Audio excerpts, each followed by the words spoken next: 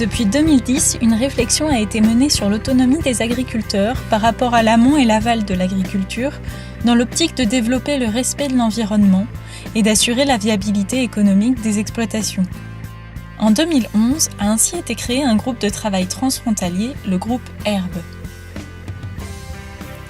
Il se compose d'agriculteurs du parc naturel belge, du parc naturel français et du service extérieur de Hatt.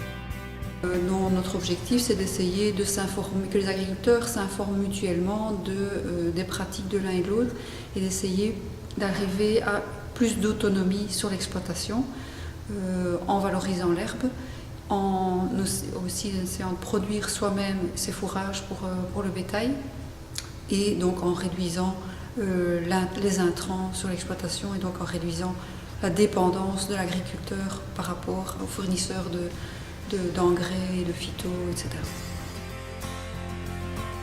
Quelques agriculteurs ayant déjà fait le pas vers l'autonomie de leurs exploitations s'expriment sur leurs choix et leurs expériences. Quand on réfléchit, pas nécessairement à de l'agriculture biologique, mais à plus d'autonomie sur sa ferme, il se fait que tous les conseillers qui étaient présents avant, tous les conseillers qui travaillent pour le service privé, pour le privé, viennent proposer toute une série de solutions qui sont en même temps une façon de faire fonctionner leur outil, leur boîte. Une fois qu'on réfléchit à l'autonomie, il n'y a plus de conseillers. Et donc c'est important de pouvoir se réunir entre agriculteurs pour échanger des techniques. Et c'est aussi important parce qu'on peut rencontrer des chercheurs du service public qui eux travaillent un peu dans leur coin et mettent des essais en route, font des observations, et c'est un lieu d'échange, un endroit où on peut discuter et réfléchir ensemble. Je suis un membre assidu, je dirais. Donc le point de départ de notre réflexion, c'était notre dépendance vis-à-vis du soja et puis toute la pression sociétale sur ce type d'agriculture. Et donc on a commencé à réfléchir par quoi peut-on remplacer du soja dans l'alimentation des vaches. On s'est orienté vers de la févrole et du lupin et puis on s'est rendu compte que ce n'était pas un système très sécurisant parce que les rendements étaient très variables. Et puis on s'est intéressé à l'herbe et on est entré en contact avec des agriculteurs bio et on a découvert que leur système finalement était très cohérent.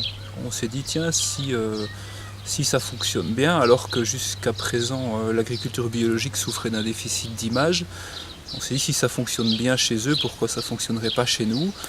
On a trouvé que ça correspondait bien à notre philosophie. Et comme on voulait réorienter notre exploitation vers la vente directe, on a trouvé que c'était aussi une bonne façon de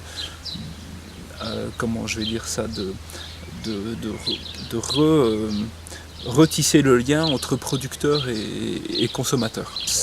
Ça nous fait plaisir d'être capable de produire la nourriture pour nos vaches. Je crois qu'au départ, c'était cette idée-là qui nous conduisait.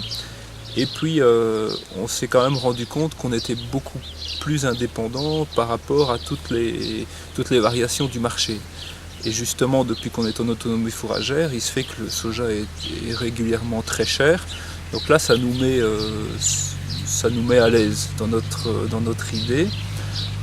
Je dirais aussi que ça amène à concevoir les choses différemment. Pour la plupart des agriculteurs, ce printemps-ci a été difficile parce que les aliments pour nourrir leurs vaches étaient très chers et qu'ils ont dû en acheter beaucoup pour maintenir leur production. Chez nous, c'était un peu l'inverse, puisqu'on avait décidé de ne pas avoir recours au marché.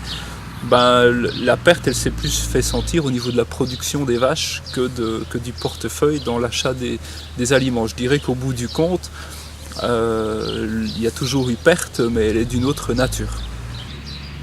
Donc l'investissement qu'on a fait il y a 3 ans maintenant, c'est un système donc de séchage de foin en grange En quoi ça consiste? Donc en fait c'est pour accélérer un peu le séchage de l'herbe ou de la luzerne qui est fauchée au champ.